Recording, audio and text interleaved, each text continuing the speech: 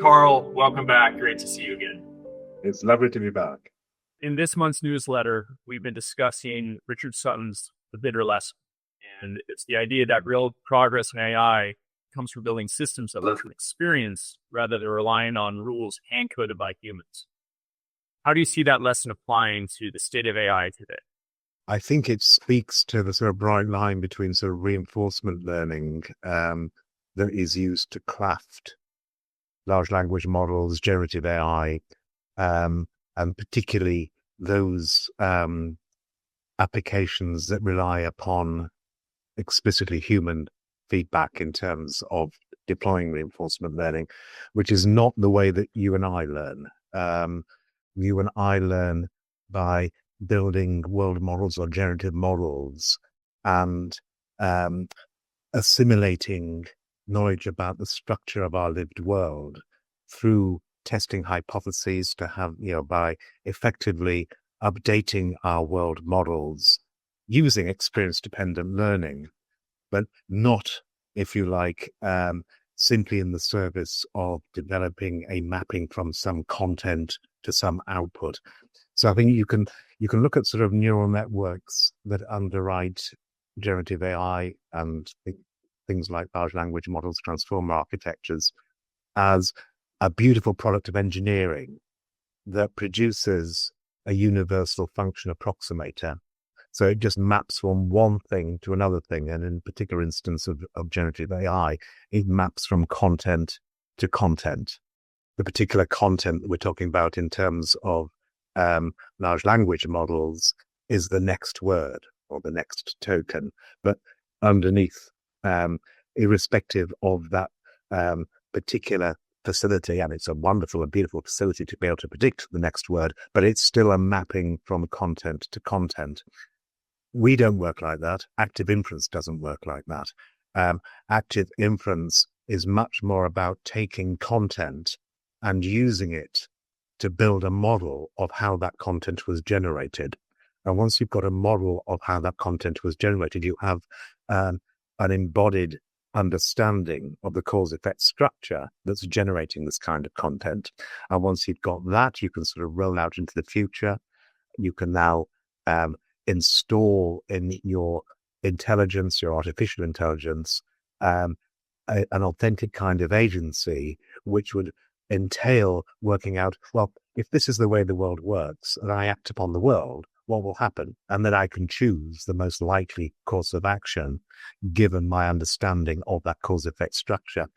So that becomes very relevant when you think about agentic AI as, something that is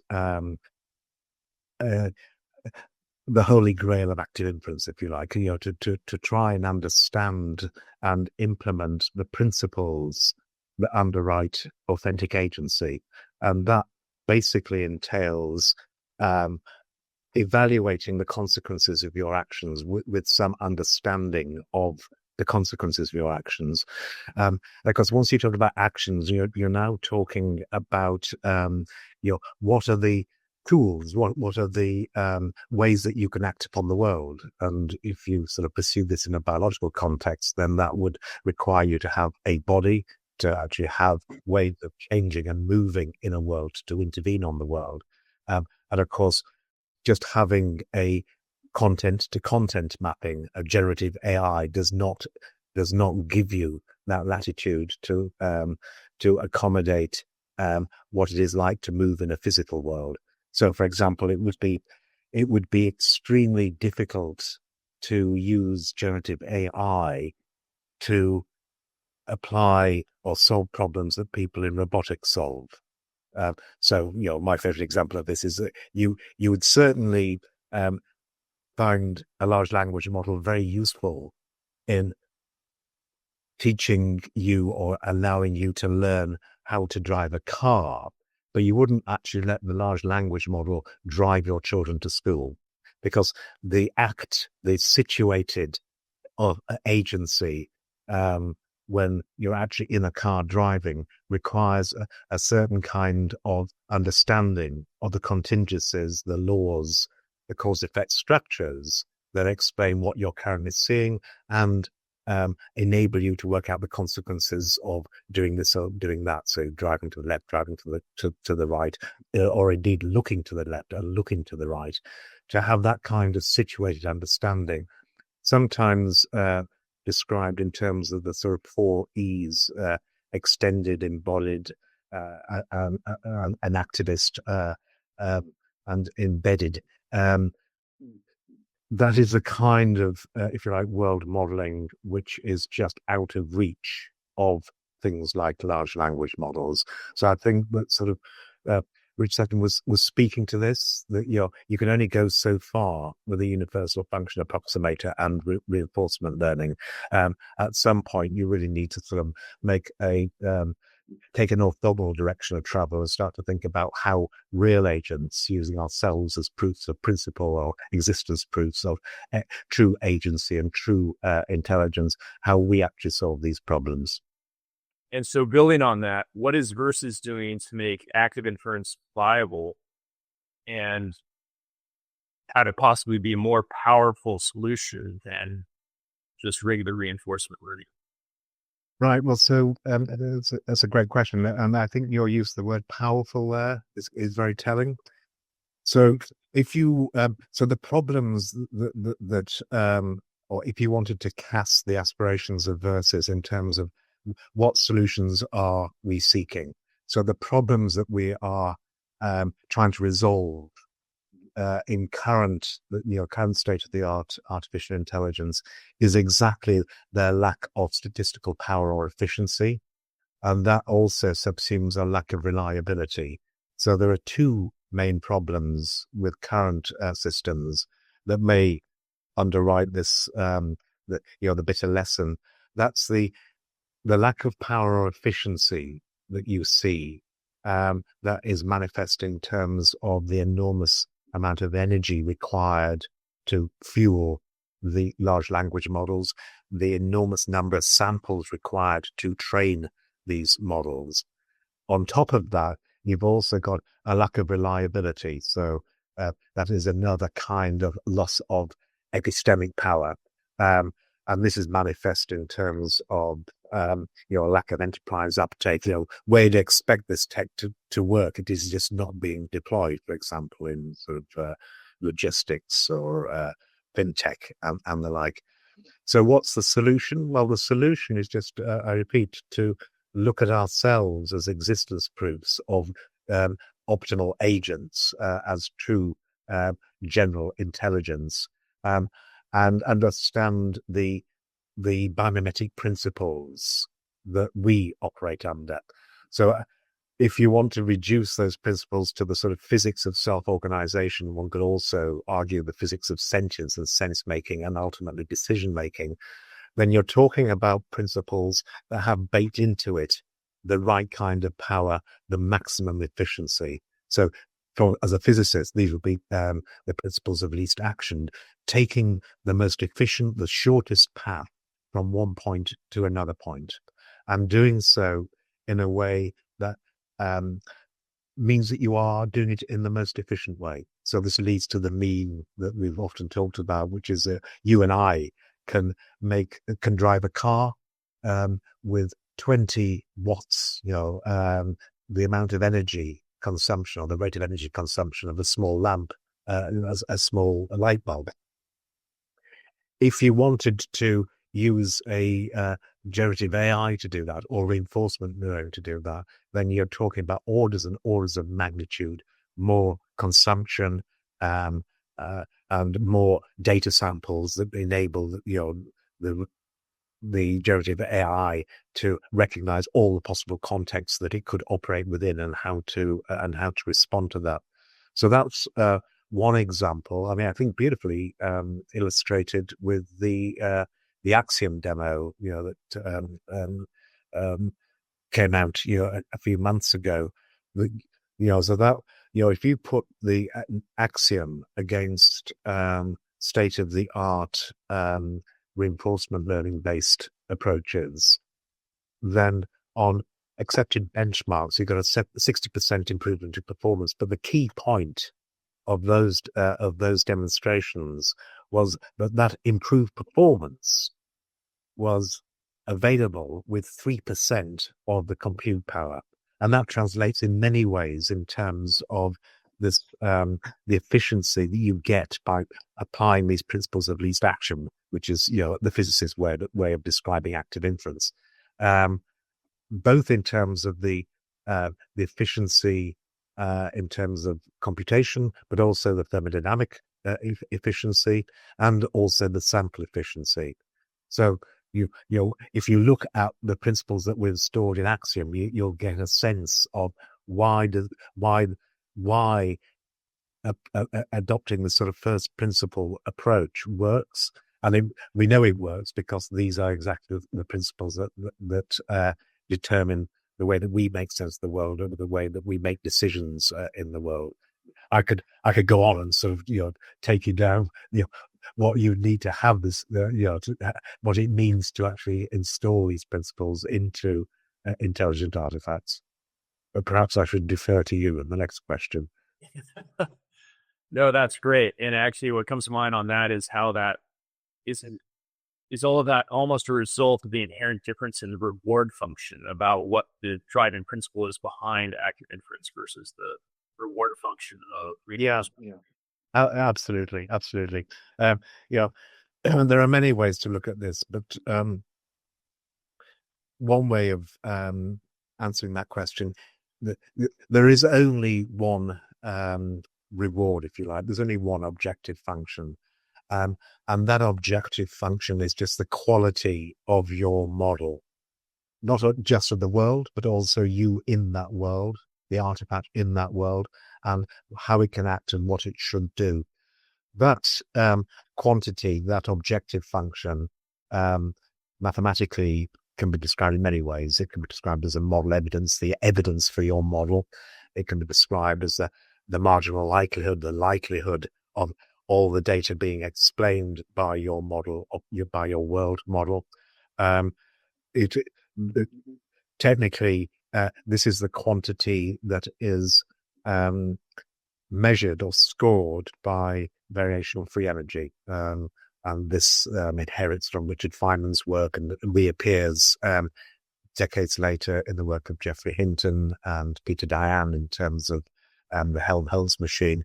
So, and it's exactly this quantity this variational free energy that provides the reward function, but it's much more than a reward function. It's basically a way of scoring the goodness of your world model. And if you can get the right kind of world model, where, I repeat, the world model is not just about the nature of the world in which you're operating. Say, for example, if I am trying to develop an intelligence to autonomous vehicles, then it would be a model of the kinds of roads on which I drive and all the contingencies and the events that could occur within this particular environment. But crucially also a model of me in that environment and the way that I couple to and move through that environment. And furthermore, having constraints on the kind of thing that I am and the kind of things that I do. So that's quite important. So the this sort of free energy reward function, if you like, comes along with a number of aspects, and then it comes along with constraints. So you don't think about this in terms of, I want my machine to generate the most likely next word, and I will reward it when it does something that I like it to do. Technically, this is basically shaping a state action policy. Again, sort of using the notion of a neural network, a deep neural network, as a universal function approximator, just to get some mapping from some sense state of the world to some kind of action. So this is a sort of state action mapping. The problem with that is that it's not context sensitive, and you can't infer the context that would mean that this action in this particular context is more appropriate than another action, and that the choices that you make are very context sensitive. So that, in effect, is the gift of replacing the reward with a set of constraints that constrain your information seeking. So before I was saying that the only objective function is effectively the quality of your world model, the model evidence, which means that you can be described as acting in a way to maximize the evidence for your model of the world. In turn, that means that you can be described as self-evidencing. You can be described as seeking out, gathering evidence for your own model. And of course, if you are your own model, you're seeking out evidence for your own existence in a way that is consistent under these constraints with the way that you're operating. The interesting twist here is that objective function, that expected free energy, or the free energy that I would expect if I did that, has not just the constraints to it, but it also has the amount of uncertainty I would resolve, or the information or the evidence that I would accrue if I did that. So that basically makes us into curious creatures. It basically makes us and any active inference agent quintessentially curious and novelty seeking, because seeking out information means that I am accruing evidence for my model in the most efficient way possible. Of course, we now come full circle. This is why active inference is so efficient. It is compliant with the principle of least action, where the action is just the average, if you like, of the uncertainty or the free energy that scores the goodness of the model. So the key point behind this is that reinforcement learning doesn't have that. It doesn't have that information-seeking aspect. It doesn't know how to resolve what some people in ethology would call an exploration-exploitation dilemma. There is no dilemma in physics or in active inference. There is just basically information-seeking under constraints. I'm just going to act in a way that resolves my uncertainty, that improves my situational awareness, subject to the constraint I don't do harm, or I don't do anything that I would find surprising given the kind of thing that I am. So this, again, was, if you like, something which I was anxious to know whether the AXIOM demonstration leveraged, the reason that it was massively more efficient, and in particular sort of sample efficient. It could learn how to do stuff in this play a simple arcade game, an order of magnitude, if not 2 orders of magnitude, more than a reinforcement learning scheme. How was it able to do that? And part of the answer was that it was able to sample its world in order to resolve uncertainty and to learn more efficiently. So it was able to use its capacity to infer and to accumulate evidence in a way that made its learning much more efficient. So it didn't need to see as much data in order to make sense of that data and install that knowledge into its architecture, into its neural network, if you like, or its connectivity, into its accumulated experiences. So that, to my mind, that was one of the most compelling aspects of the AXIOM demonstration, that equipping agents with the ability to seek for evidence for their own models and do so in the most efficient way means that they can learn much, much more quickly. So coming up soon is the IWAI Conference, the International Workshop on Active Inference. And for people who just hearing about this for the first time, what is it, and what do you and the Versus team hope to get out of it this year? So this is an annual gathering, which I think this is now the 6th of these sort of formal gatherings that there were over the past decade, sort of prototypical workshops of this sort. But it's an annual gathering. It's an academic conference, effectively. It's just all the innovators and thought leaders in the active inference sphere coming together to present their work, their current focus, their innovations, their questions to each other in the form of presentations, but also in the form of posters. So trying to put all your ideas down on one piece of paper, and then you stand by your poster and then take people through it. So it's just an opportunity, for the community to celebrate, share both questions and answers. It lasts for just a couple of days. It's something that is done every year.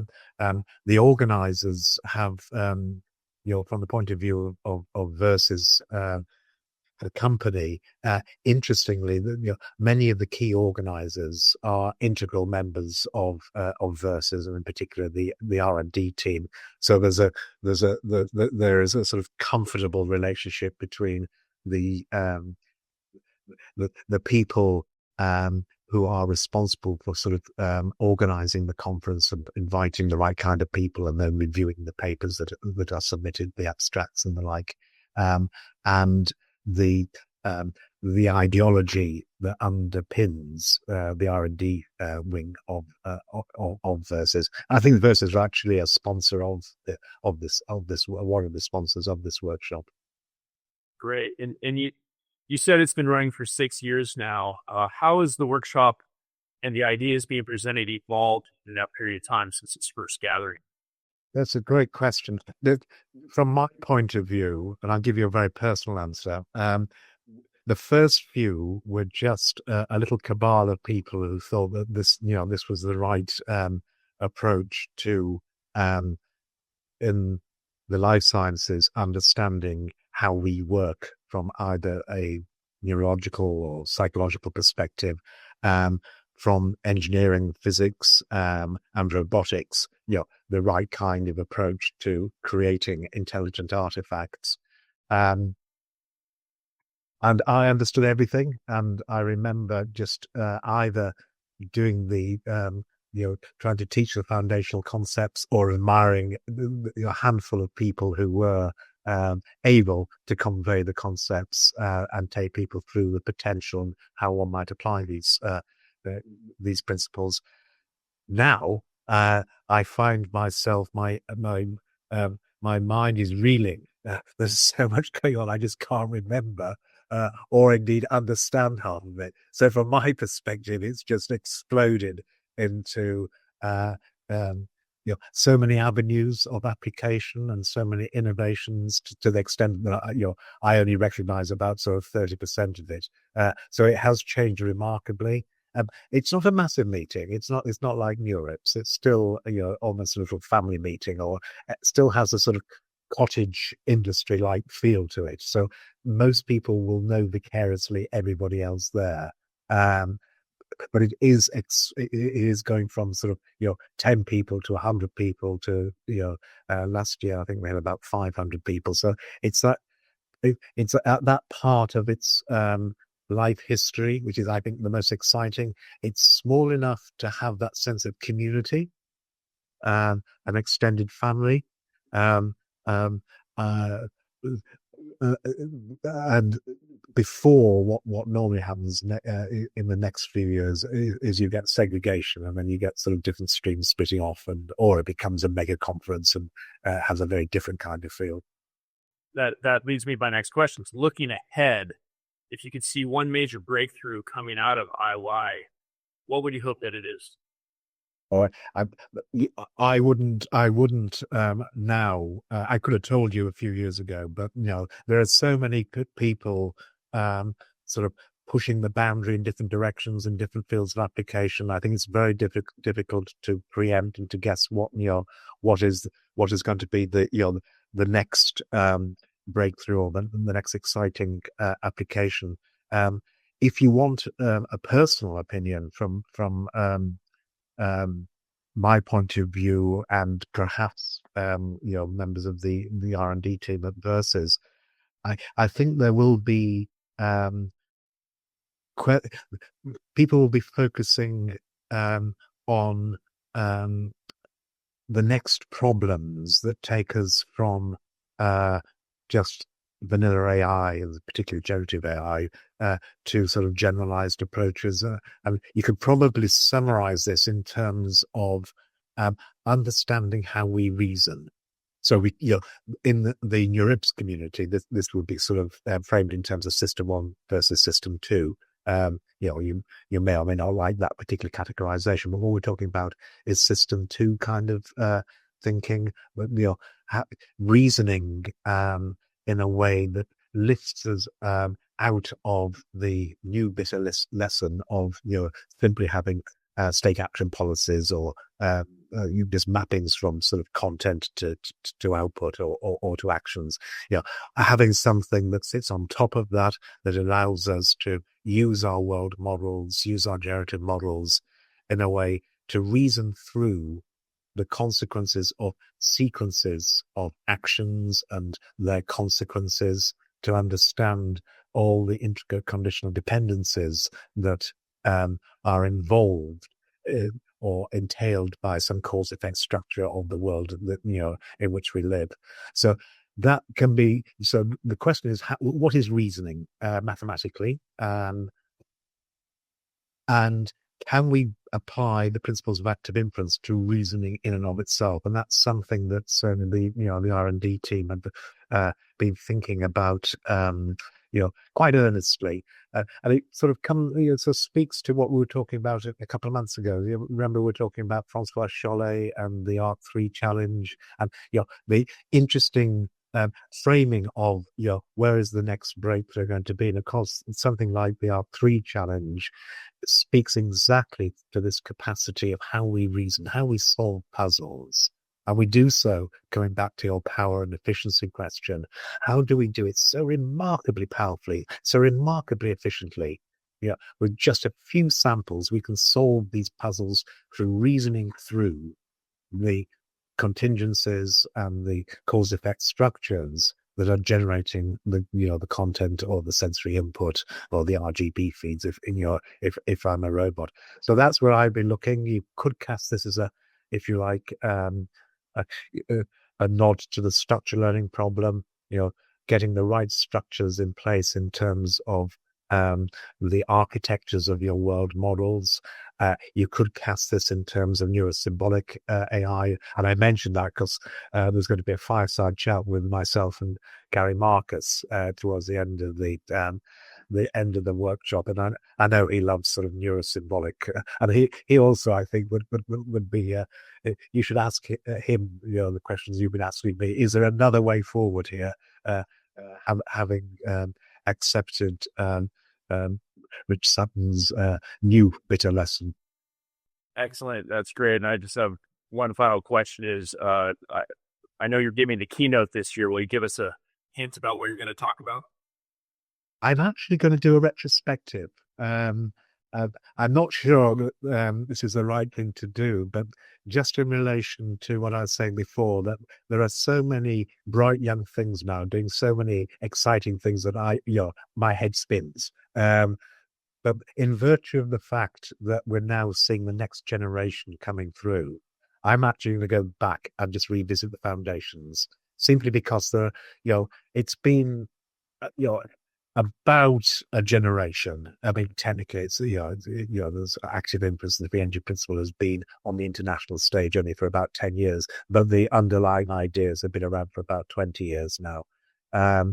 And as such, that basically means we're now seeing the next generation coming through and wanting to know and to become skilled in and to deploy the whatever is on offer. If you subscribe to active inference, and that from my point of view, as now a grumpy old man, means that it may be time for me just to go back to basics and just to sort of show the foundations and the roots of these ideas and how they carve up and how they can be deployed. So that's what I'm going to do. I'm going to just actually rehearse the same kind of message I was invited to give to the Neuro AI workshop at the mega conference NeurIPS in Vancouver last year, which is just sort of standing back and just acknowledging some of the good and great in physics, the physics of artificial intelligence, and what that means and how that frames different ways of and different levels of application of active inference.